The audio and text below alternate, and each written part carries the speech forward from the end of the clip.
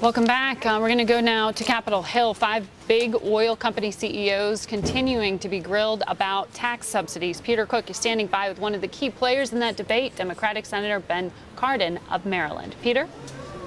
Margaret, thanks very much. I am joined by Senator Cardin. He's a member of the Finance Committee, was able to question the CEOs today, also a co-sponsor of the legislation that would roll back these tax breaks. Thanks for the time. Did you hear anything from these executives that makes you think twice about your legislation?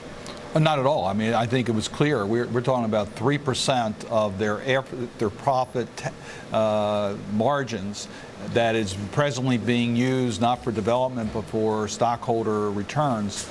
I think it's very clear that the subsidies were unjustified, weren't needed, and that we need this to deal with our budget deficit. I thought the hearing just reinforced that point. You just got into it a little bit with Mr. Tillerson of ExxonMobil at the end there about, listen, if you take these breaks away from us, you should do it for everybody else. Level playing field for everyone. Why doesn't that resonate with you?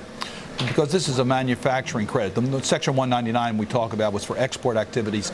These companies do not participate in putting a product into the international marketplace. They take products in and use it for refining and sell it domestically. That's not what this tax provision was for. It's an unnecessary subsidy. These companies are making huge profits. We need to balance the budget. We need to make the responsible decisions. And is it fair to single out this industry alone? I think it's fair to, when you look at what their profits and look at the origins of these tax provisions, were never intended to help companies that are basically producing a product for domestic use using an international product bringing it into America. This was an export subsidy. They're not exporting. Let me ask you one final question that has to do with the politics of this. Democrats have tried similar proposals in the past and been shot down on the Senate floor.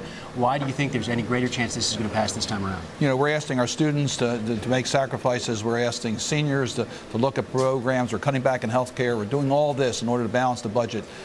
These companies have to join in this sacrifice and helping us balance the budget.